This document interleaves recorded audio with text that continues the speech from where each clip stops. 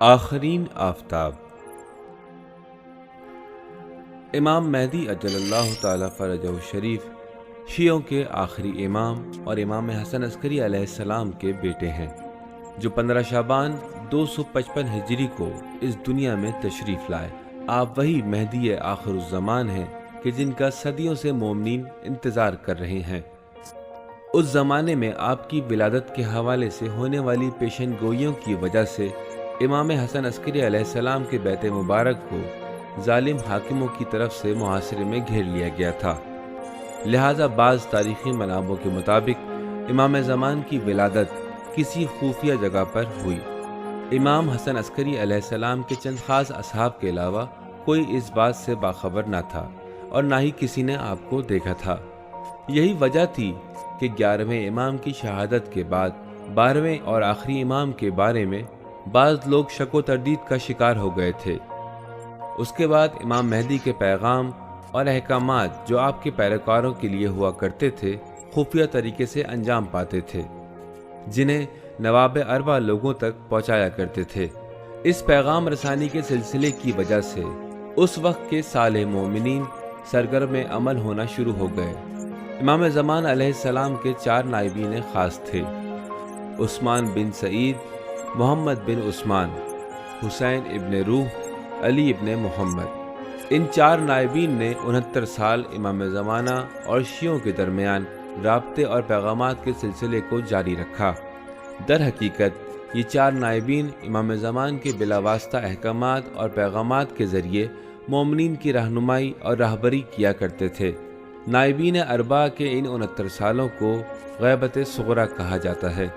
ان 4 نائبین خاص کے بعد غیبت صغریٰ ختم ہو گئی اور غیبت کبریٰ کا آغاز ہو گیا، جو تاحال جاری ہے اور باذن خدا انشاءاللہ جلد ظہور پر اختتام پذیر ہوگی۔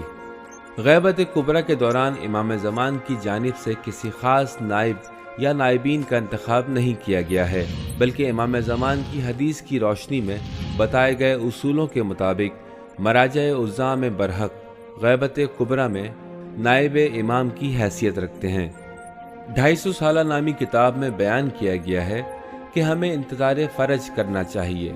اس کا ہرگز یہ مطلب نہیں ہے کہ ہم صرف آخر الزمان کے منتظر فرج رہیں، بلکہ مطلب یہ ہے کہ ہر مشکل قابل حل ہے جس کی کوشش کرنا لازمی ہے۔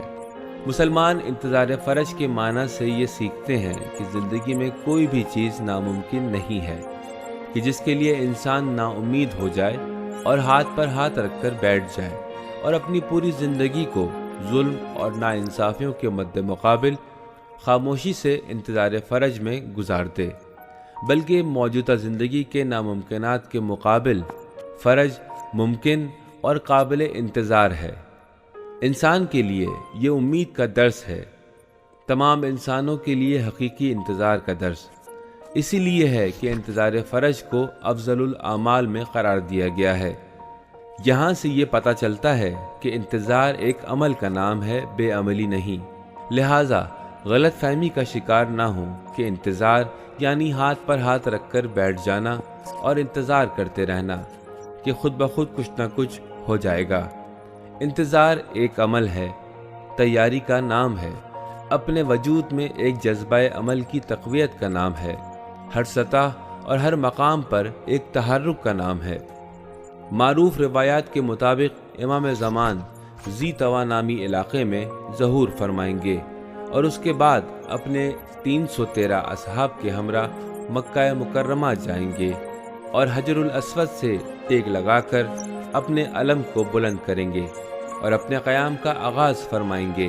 امام زمان علیہ السلام کے ظہور کے بعد حضرت عیسیٰ علیہ السلام، جو اذن پروردگار سے آسمان کی طرف سفر کر گئے تھے، امام زمان کے ظہور کے بعد ظاہر ہو جائیں گے اور امام زمان کی بیعت کریں گے۔